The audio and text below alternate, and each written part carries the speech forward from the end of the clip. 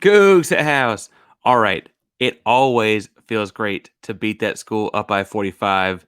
So let's break down what happened in the basketball game.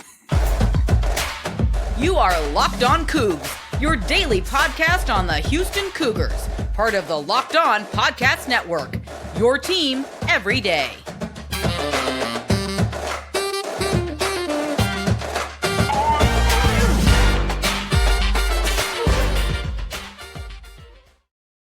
Welcome to Locked On Cougs, daily podcast about your Houston Cougars. I'm your host, Houston-born teacher and coach Parker Ainsworth, here to break down all things Cougs. If you're U of H fans or haters can't stop by, please be sure to subscribe down below. That way you can get the latest on the Cougs each and every day in your podcast feed. We appreciate being your first listen of the day. Welcome back to the YouTube channel. Again, we are climbing. We're almost at 325. By the time you're hearing this, might be at 325 subscribers. Remember, we get to 500. Going to do another big giveaway. I'm working with a company called Sparkle. We'll see what we can get out of that one. Just news to come there.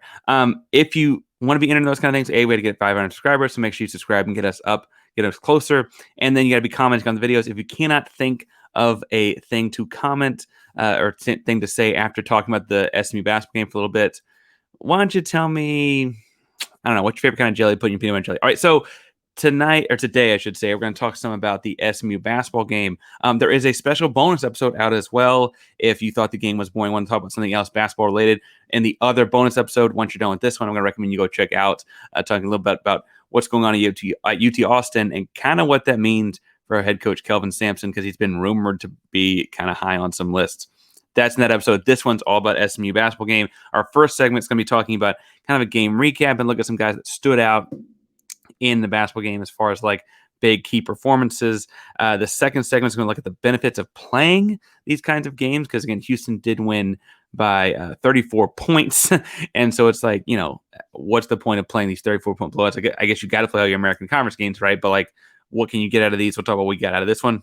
And then the last one, we're going to compare this to another high-scoring game, but played on the gridiron a few months ago. There's some weird crossover similarities between the Houston SMU football game and the Houston SMU basketball game. But first, let's talk about that basketball game. So again, score was 87-53. And it frankly felt farther apart than that for large stretches. SMU did score the first basket of the game and would not score again until, I'll make sure I pull this up correctly. The next basket, it was 24-2 before they scored again. Houston won what was a 24-0 run to open the basketball game after giving up, I guess, the first basket to SMU. It was a dominant start to finish kind of basketball game. Game tipped off at 6 o'clock. This thing was over by 6:02. Opened up with Jarace Walker dunking on folks. He had the first 8 points to the basketball game. Really, really impressive jump start out of him after he just had kind of a dud of a game over the weekend, right? He didn't make a field goal and against UCF. And I think that was interesting there is in looking at this one, obviously his defense is the kind of thing where does he make some like freshman 18, 19-year-old kid plays? Sure. And do those drive Kelvin Sampson, head coach, a little bit crazy?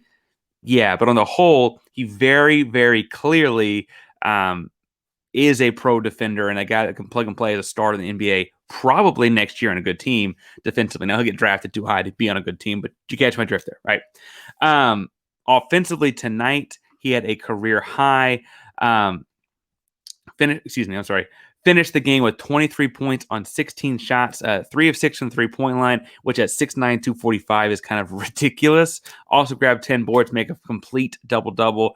I thought some of the more impressive plays that were his 3 assists. He's got great court vision for a guy that size. And truthfully, they didn't have to in this game. They used Juwan Roberts more in that spot instead. But he gets that nail mid-range area. I think in that Virginia game, everyone called it the short roll, right? That kind of became the buzzword for the time. And he does a great job of creating from there. And so I was more impressed with some of those assists, even though we did have a career high 23 points. Other guys in double figures, Juwan Roberts, 11 points. All of the shots of his that come to mind for me right off the top of my head are dunks. I guess he might have had one float. I can't remember if that was him or JVR. But yes, big impact down low for Juwan Roberts. Sherman Mark followed up a big game over the weekend. He started off hot in that game. This game, he kind of more even-keeled 10 points across his 22 minutes. 10 points on 7 shots. I'll take it. Right. Marcus Sasser shot 4 of 10 from behind the arc, 14 points. Admittedly, he also had one bottom in and out, so he very well could have had 17 and 5 for 10 shooting. Good to see him kind of get back on track, and 40% shooting from beyond the arc is what he was last season when it was like, oh my God, this guy's at least a first-round draft pick. So good to see him kind of get back on track there. Also had 7 assists of his own. He had a couple nice drop-offs to Jarace and Juwan for dunks on drive and drops kind of stuff. Javier Francis had just 8 points. He didn't quite make double figures, but oh my goodness, were each of them thunder. I guess 3 of the 4 made field goals in my head that I think of right away were thunderous, backboard shattering dunks. His length, no one on the court was taller than 6'9" for either team. His length made a huge difference. He got the ball in the right block, pivoted under the basket, and rose up for a dunk to shatter or to like rattle the backboard. And I swear, like, I don't know, SMU kind of looked around like he can move that far without a dribble. Like they were just taken aback by how much space he covered with how long his arms and legs are.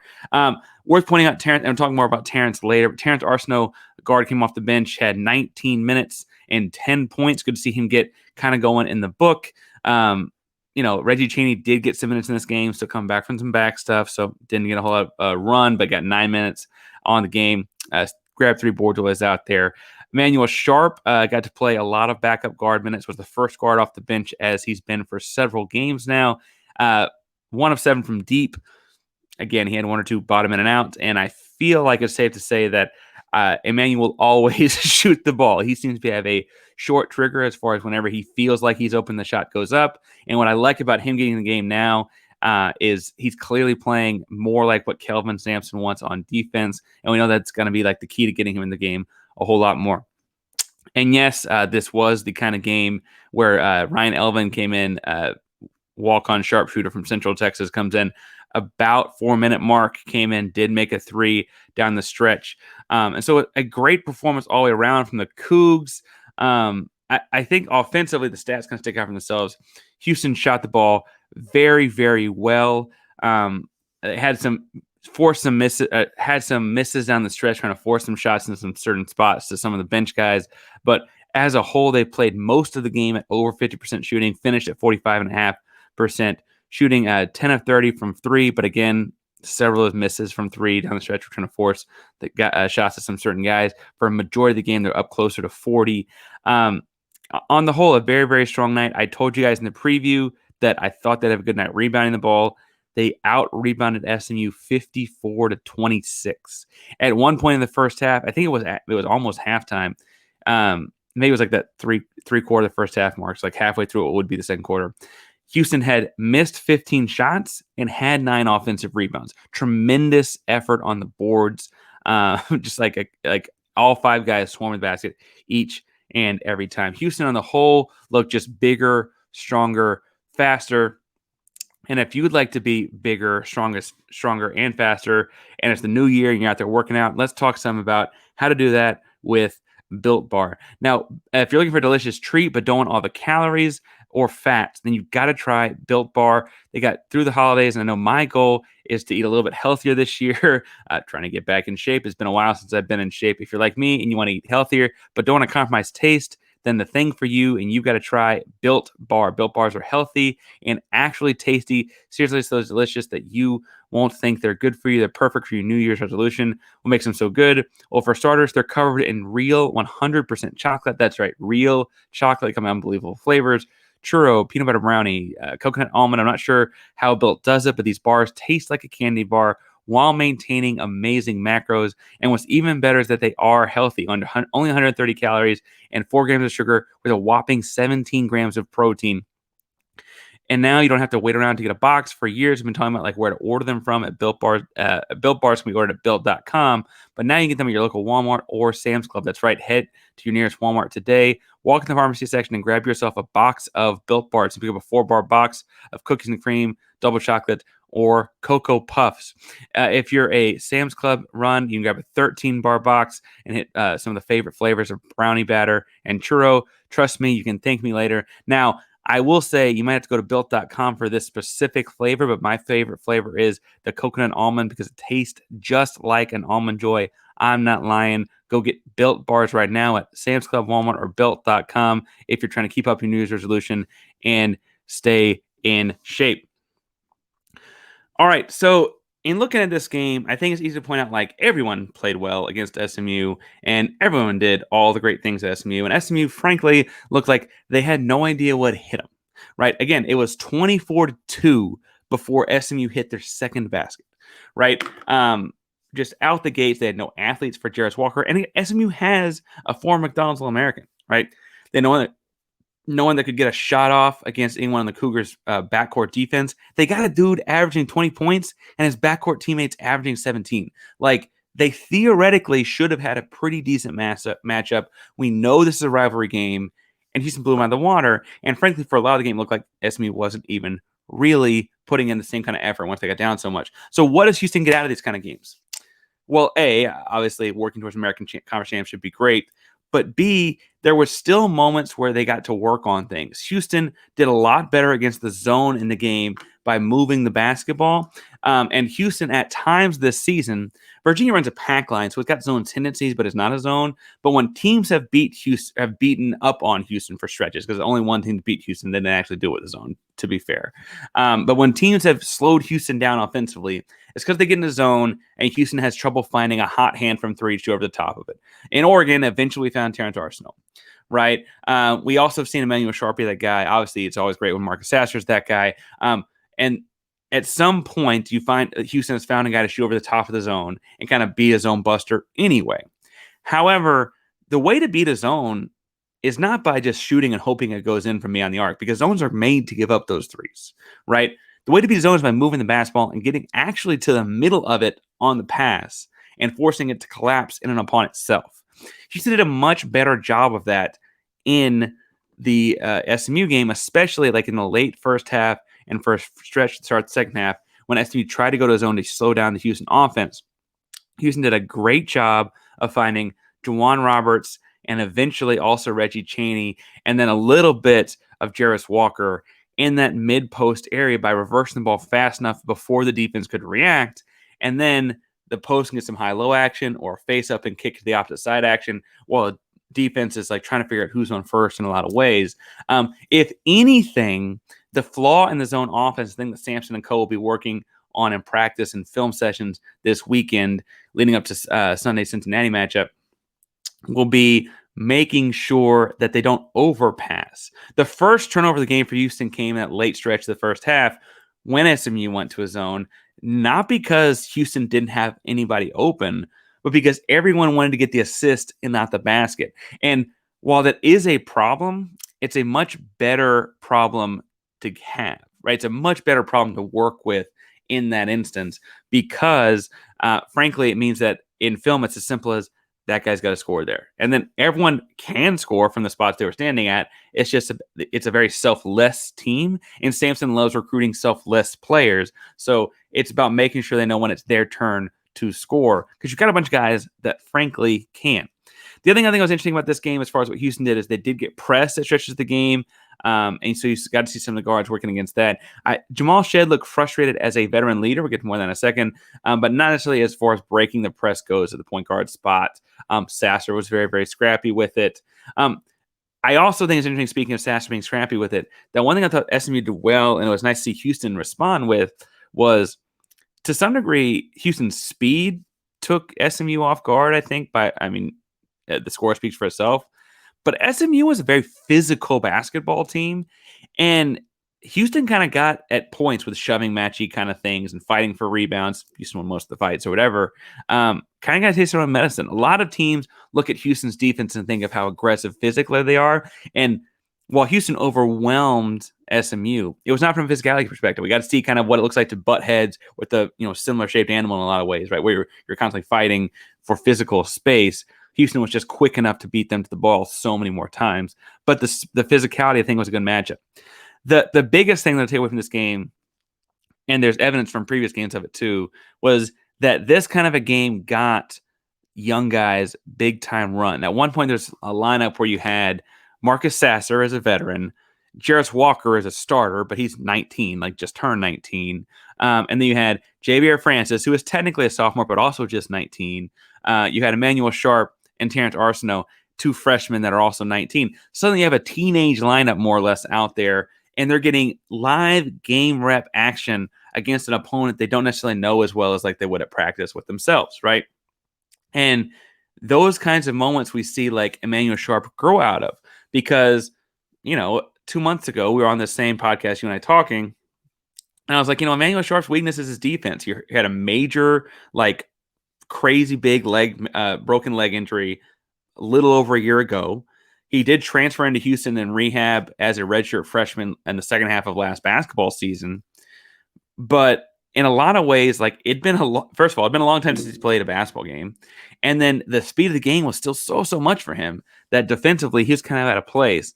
But in these blowouts against a little bit lesser competition than SMU, maybe, you got to see him get out there and miss defensive assignments bluntly, like miss them.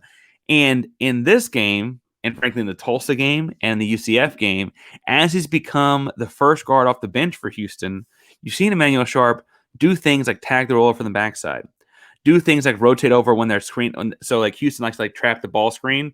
You've seen him rotate over, take away the first pass from the other side, right? Like these kinds of actions are things that he was, I want to say a step slow, but really it was more like 2 or 3 steps slow just 4 weeks ago, right? And so getting those live games, obviously they're working hard at practice. I don't mean to say they're not, but you're seeing it translate from game to game, and he is getting visibly better. And the kid that's happened with for 3 games in a row now is Beaumont United's own Terrance Arceneaux. Now, Terrance may be a second-round draft pick at the NBA draft for tomorrow as it stands because he is tall, he is long, he has a clear guard with his handle, and he can shoot. And frankly, when it comes to shooting, he ain't scared of the moment. I can go back and pull up the Beaumont United tape right now. That dude has got the clutch gene. But defensively, he has run into issues over the course of the season. And it was really, really cool to see at various points in the game against SMU. Admittedly, Jarace is a freshman, but has played a lot more minutes this season.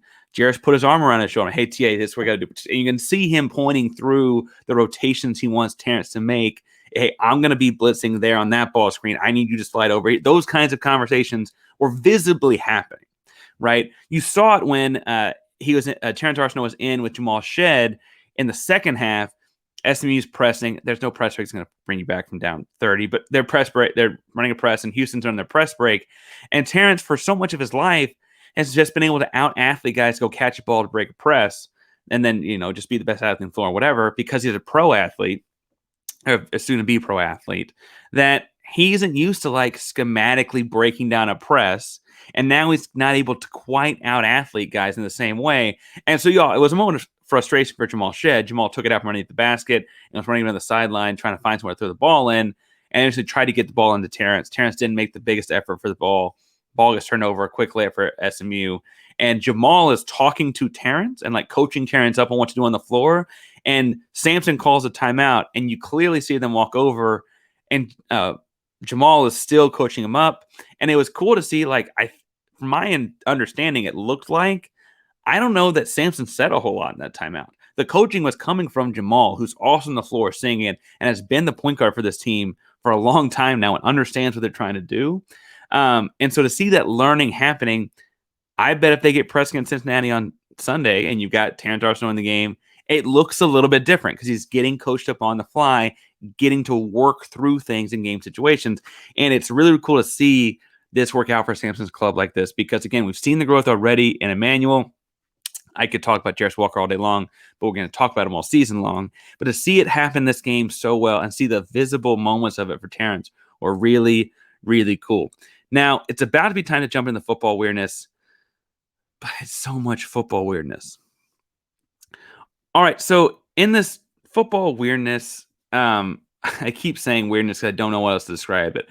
But for reference, the football game, if you don't remember, was 77-63 SMU.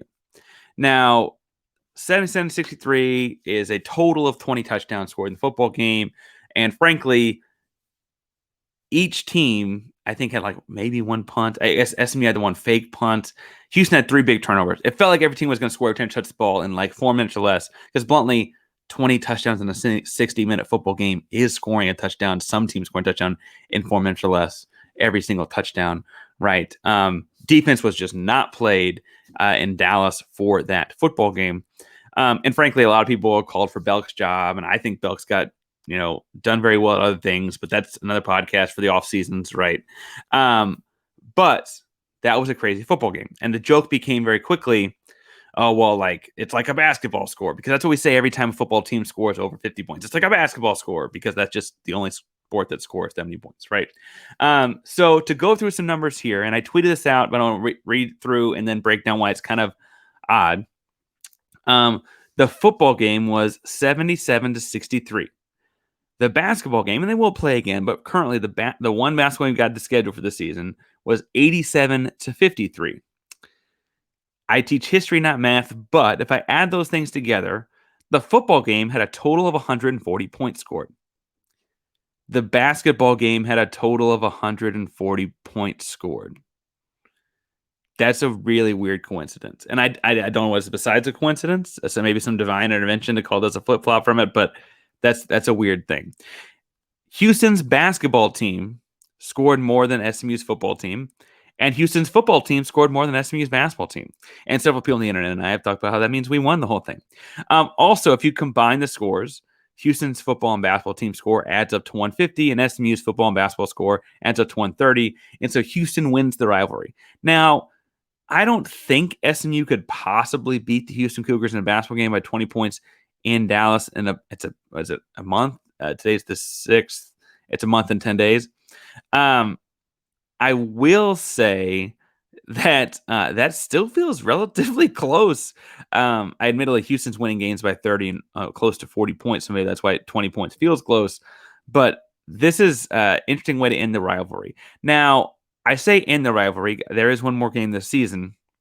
But truthfully, the likelihood of Houston for a while more than the Big 12 ever playing Houston again in either football or basketball after the season's over feels kind of low, because it is a rivalry because they're up the road. But the goal of Houston will be to build this Big 12 program using Big 12 TV dollars very, very soon and quickly. And I don't know how much you're going to do that getting to play the SMUs of the world. Now, SMU is building their programs up. I mean, Lashley's got their football going, I guess, in the right direction. I'd give some of the credit there to Sonny Dykes, who's no longer there. And then I do like the basketball coach, Rob Lanier, who just got there. I think he's got a cool story. Longtime Division I assistant. And finally getting his first, it's not quite a big time job, but he's moving up. He was at Georgia State before, right? I think they're heading the right direction, but they're far, far behind the pace of what Houston's supposed to be doing. I say it's supposed to be because they did beat some football, so I guess I can't say is doing, but certainly what they're supposed to be doing, right? And so in wrapping up this rivalry, I think they need to keep running it up.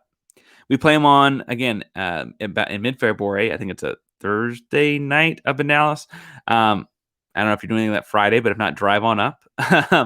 And truth be told, this is the kind of rivalry I think Houston's got to run up because, especially that first couple years in the Big 12, they'll probably still be recruiting a lot of the kids, and they'll definitely be recruiting a lot of the kids in the transfer portal, because kids will be looking at, like, do I go to Houston, a team where I might have a shot to play that just got to the Big 12, or do I take a step back and play in the American Conference if it's a Power 5 type of recruit? And I think they're going to have to pick that battle some. Frankly, the other part of this, too, is that both teams have kids from the other city, right? Like, we love Sasser, but he's kind of a DFW kid, right? Now, he's become Houston's own, so we take ownership of him, but he is from Red Oak, right? And then they had a kid on their roster when I was doing the preview. We mentioned him from Houston, the big guy, Digby. And so I guess that is to say, like, these two teams will compete in a lot of ways off of the playing surfaces. So we need to kind of make sure that since football, didn't quite go our way, that in both basketball games, we make sure we push it to where it's no contest. Like, there's nothing close about this. And what's interesting is, like, this was a 34-point win in basketball. But as I told you guys in the preview, like, they're not a bad basketball team. They've got high-scoring backcourt guys. They've got a former McDonald's All-American at forward. They're going to be all right. And so what's interesting to see will be, like, what do they look like at home in about a month? We'll talk more about that as we get there. And what can we expect from them on the way there? We're talking about all that as we head towards that game in mid-February. We'll be getting ready for the Cincinnati Bearcats on Sunday. So make sure you check me out on Twitter to talk about all those things. It's at Painsworth512 on all your social media handles. PAINSWORTH512. Twitter, Instagram. I have a Be Real and a TikTok. All the things. What I will say is thank you for making us your first listen today. For a second listen, there is a bonus episode out as well. Go check that out. We're talking about the coaching situation at UT Austin and why that's not a thing that they need to be looking at Sampson for, and why Sampson should just go ahead and preemptively turn that one down. We break that down in the bonus episode today. So make sure you go check that out. If you're looking for a listen after Locked On Cougs Day, I'm going to recommend Locked On College Basketball, not just because I was on it for 2 segments the other day, but because they're breaking down the latest in college basketball each and every day. So make sure you check that out as well. Thank you all so much for tuning in today. Locked On Cougs is a proud member of the Locked On Podcast Network. Your team every day. Go Cougs.